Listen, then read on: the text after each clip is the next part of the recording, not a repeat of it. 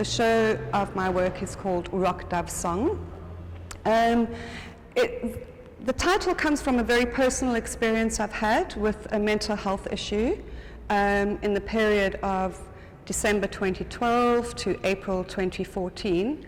I had a number of traumatic events happening to me in quick succession, and this caused me to have a severe mental breakdown for a sustained period of time.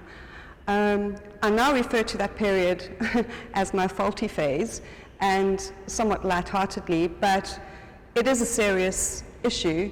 And the reason why the show is called Rock Dove Song is because during this period I was terrified of almost everything that was happening. And I used to love the sound of rock doves at my bedroom window in the morning and in the evening.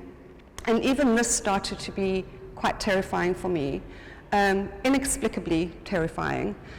So that's the reason why I've titled the show Rock Dove Song.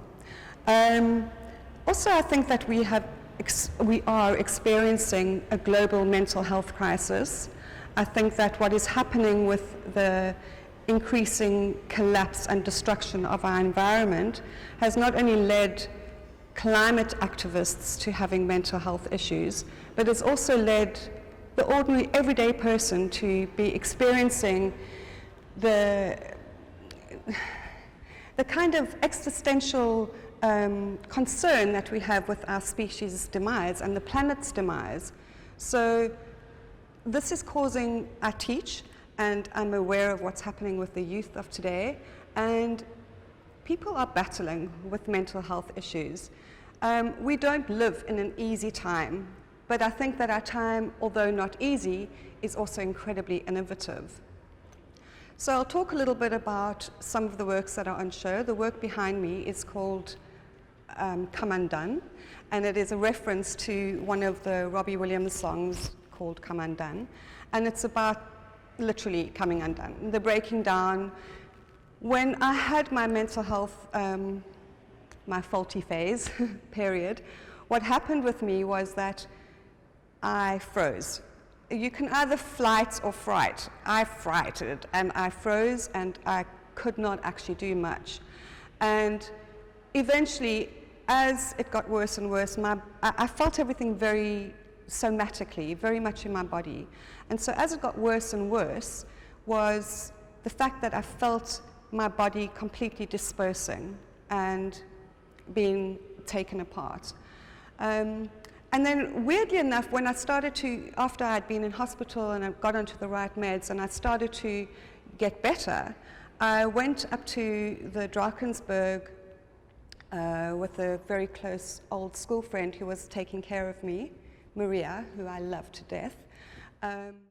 We were lying on the grass looking up at the stars, and because the berg is so pitch black and the stars are so bright, I had that connection when my solar plexus opened up and I literally felt connected to the universe, to the planet. And again, like in this painting, what happens is that the body, the physicality of the body disperses because we are made of energy. Everything is made of energy. Energy is connected to each other. We connect to each other, we connect to our environment, we connect to plants, we connect to animals. These are all invisible threads that hold us together.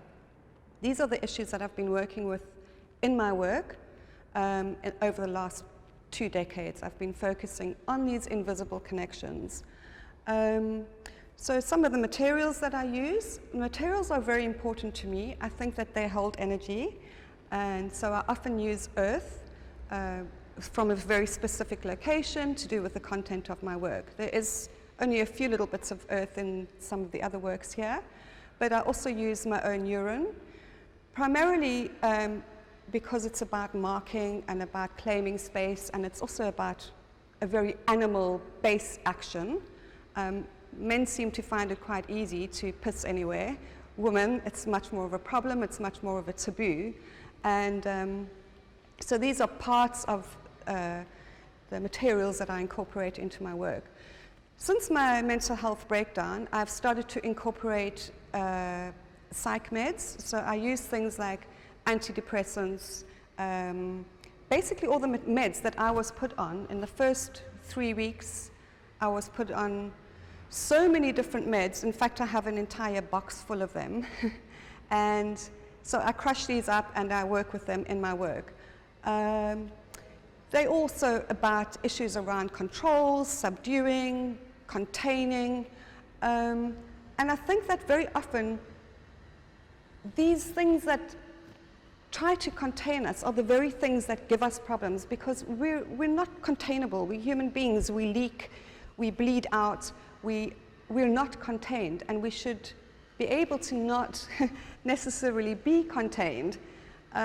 Although, on the other hand, I recognize that the meds have saved my life, but also with a lot of connection around me and support around me. The work is also primarily embodied. In other words, I don't paint something to look like something else. For example, I don't try and make photographic work. We have a camera for that. We don't need to make something representational of something else. So the images are done through my physical presence in the work. So for example, the work behind me, I lay on the canvas, I traced my body, and that was my starting point. All of the works have to do with shadows, traces, stains, imprints, prints, and so it's very much about being part of the work and not necessarily trying to make the work look like something.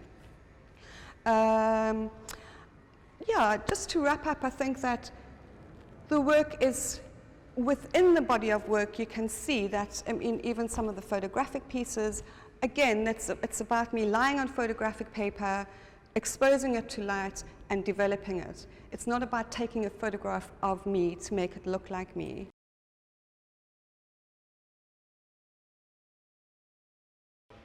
Okay, so my take on it is that the Earth is in a hospice situation, and we need to address this immediately.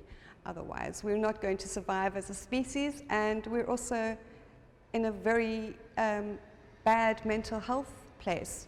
If we don't address this, we're also not going to survive. These things all go hand in hand. They are all connected to each other. Thank you very much.